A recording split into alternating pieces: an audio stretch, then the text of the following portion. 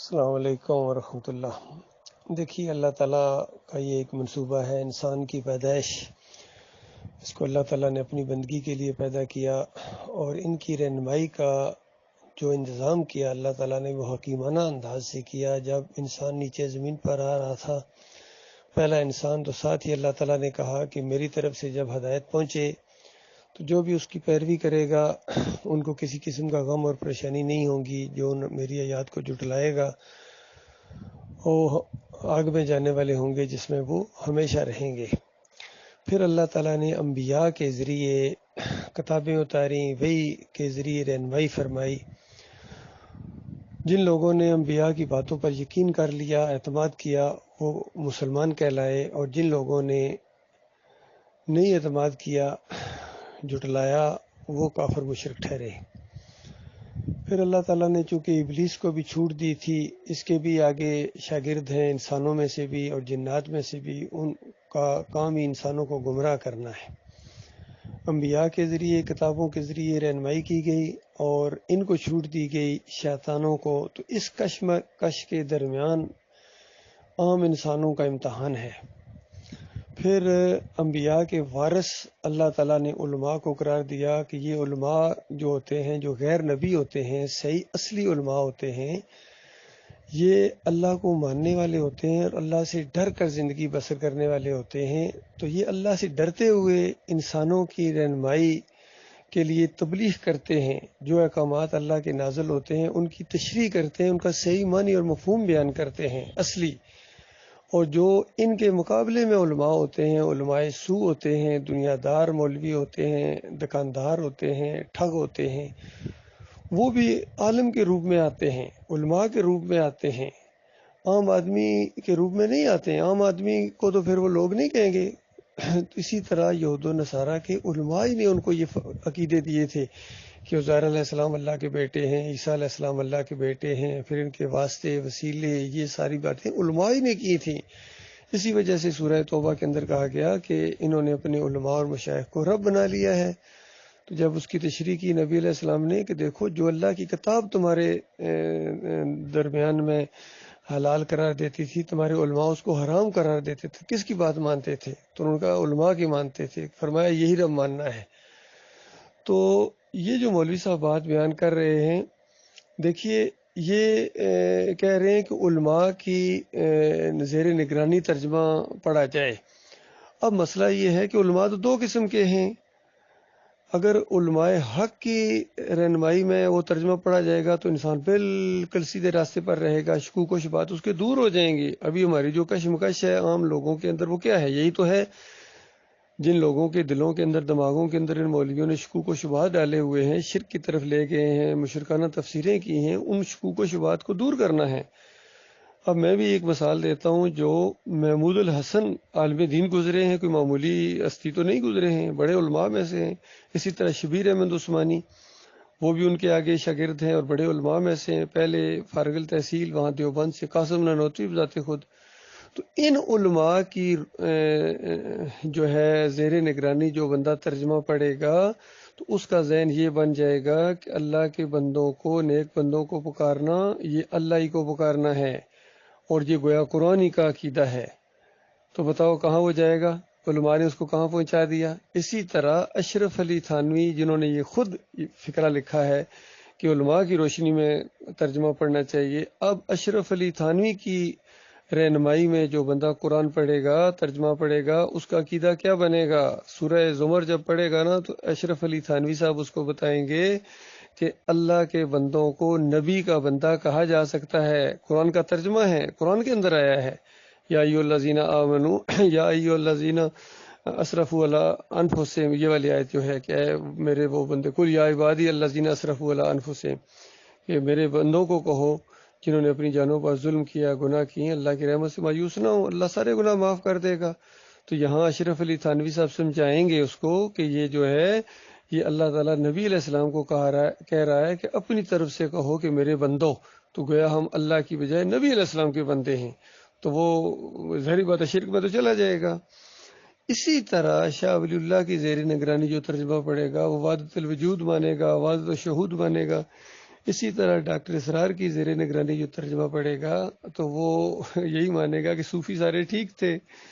تو اگر کوئی دوسرا جو عالم دین ہے وہ بھی عالم دین ہے، اگر کوئی ڈاکٹر عثمانی رحمۃ اللہ علیہ کے زیر نگرانی ترجمہ پڑھے گا تو وہ تو پھر قرآن کا جو اصل معنی مفہوم ہے اس کے مطابق ان سارے صوفیوں کو کافر مشرک سمجھے گا، اور اشرف علی تھانوی کو بھی وہ مشرک سمجھے گا، محمود الحسن کو بھی وہ مشرک سمجھے گا. چونکہ پہلے صفحے کے اوپر جب ڈاکٹر عثمانی رحمۃ اللہ علیہ اس کو ترجمہ پڑھائیں گے کہ دیکھو اللہ کی حمد و ثنا بیان کرنے کے بعد تم اللہ سے عہد کر رہے ہو کہ اے اللہ ہم تیری بندگی کرتے ہیں، تجھ سے مدد مانگتے ہیں، تو لہٰذا مدد بھی صرف اللہ سے مانگنی ہے، عبادت صرف اللہ کی کرنی ہے، کسی اور سے مدد نہیں مانگنی ہے، یا علی مدد نہیں کہنا ہے، یا رسول مدد نہیں کہنا ہے.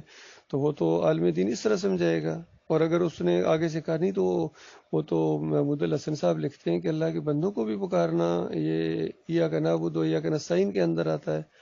تو پھر ڈاکٹر عثمانی رحمۃ اللہ علیہ جیسے علماء کہیں گے کہ یہ چھوڑ ان بے ایمانوں کو، ان مشرکوں کو، انہوں نے کفر بکا ہے.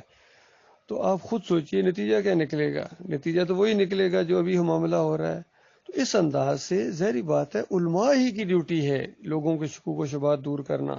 تو جو علماء حق کے ہتھے چڑھ گیا وہ ایمان کی طرف چلا جائے گا، جو علماء شرک اور کفر کے ہتھے چڑھ گیا وہ کفر و شرک کی طرف جائے گا. اب اصل میں ہر آدمی کا اپنا ہی ایک ذہن ہوتا ہے. عام جو پبلک ہے یہ تو علماء نہیں ہے.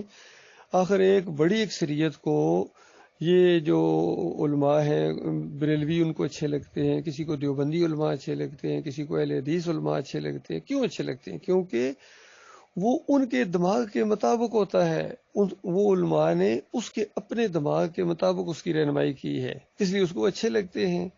اسی لیے کتنے انسان ہیں وہ ان مولویوں کو صحیح نہیں سمجھتے ہیں، کہتے ہیں یہ حرام خور ہیں.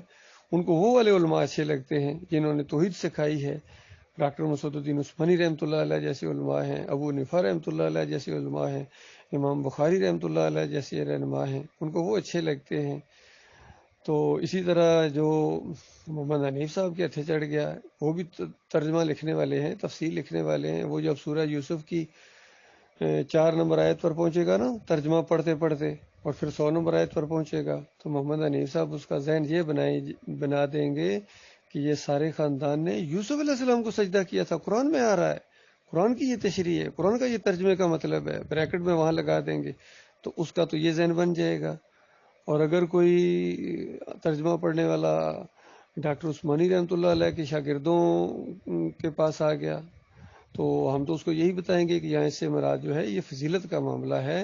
اور یہ 6 نمبر آیت میں دیکھو آگے جا کے یعقوب علیہ السلام نے تشریح کر دی، اس کی تعویل بتا دی، اس کی تعبیر بتا دی، اس کا یہ معنی ہے. اور وہاں جب پہنچے ہیں ساری نعمتوں کی تکمیل ہوئی ہے تو پورا خاندان وخروا لہو کی ضمیر اللہ کے لیے ہے، لہو کی ضمیر اللہ کے لیے ہے، تو پورا خاندان اللہ کے سامنے سجدہ ریز ہو گیا.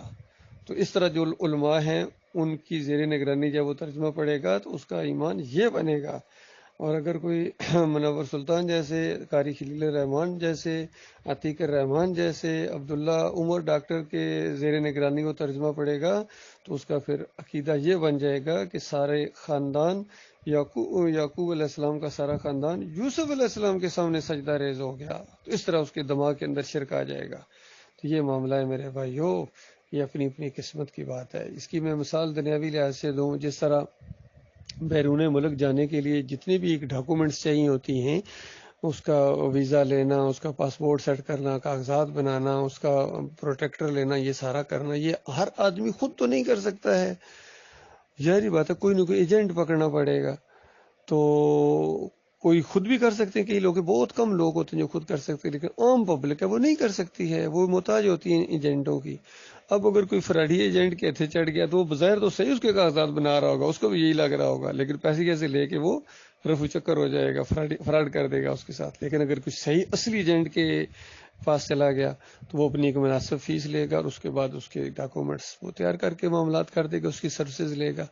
تو گئے تو دونوں ایجنٹوں کے پاس ہیں، ایک فراڈی کے پاس گیا، دوسرا صحیح بندے کے پاس گیا. پھر اور بے شمار مثالیں دی جا سکتی ہیں دنیا کے ہر معاملے میں. جیسا نمبر 1 چیز ہوتی ہے، نمبر 2 چیز ہوتی ہے. کتنے لوگوں کے ساتھ فراڈ ہو جاتا ہے، وہ کہتے ہیں ہاں یار ہم تو صحیح سمجھ کے لی تھی، بعد میں پتہ چلا یہ 2 نمبر ہے، یہ فوراً خراب ہو گئی، یہ ہو گیا، اصلی کمپنی کی نہیں تو میرے ساتھ دھوکہ ہوا ہے. تو یہ عام پبلک ہے، ان کے ساتھ بہت بڑا فراڈ ہو رہا ہے۔ یہی تو ہم تبلیغ کر رہے ہیں کہ لوگوں بھائیوں تمہارے ساتھ بہت بڑا فراڈ ہوا ہے، تمہارے ان مولویوں نے تمہیں دیوبندی بنا دیا، بریلوی بنا دیا، اہل حدیث بنا دیا، سلفی بنا دیا، صوفی بنا دیا، اور تم یہ سمجھ رہے ہو کہ تم ابھی تک مسلمان ہو۔ تمہاری مسلمانی بہت عرصہ پہلے فارغ ہو چکی تھی، چھٹی ہو چکی تھی۔ جب مولوی صاحب نے پہلی تنخواہ لی تھی نا دین کے اوپر، اس کا اسلام اسی وقت ٹکڑے ٹکڑے ہو گیا تھا، ختم ہو گیا تھا۔ اور اب یہ جتنے مسلک ہیں، قادیانی ہوں، شیعہ ہوں، اور جتنے بھی ہیں، جماعت اسلامی ہو یا تنظیم اسلامی ہو، یہ سب رانگ نمبر ہیں، یاد رکھیے یہ رانگ نمبر ہیں۔ یہ لوگ رانگ نمبر کے ہتھے چڑھ گئے ہیں، فراڈیوں کے ہتھے چڑھ گئے ہیں۔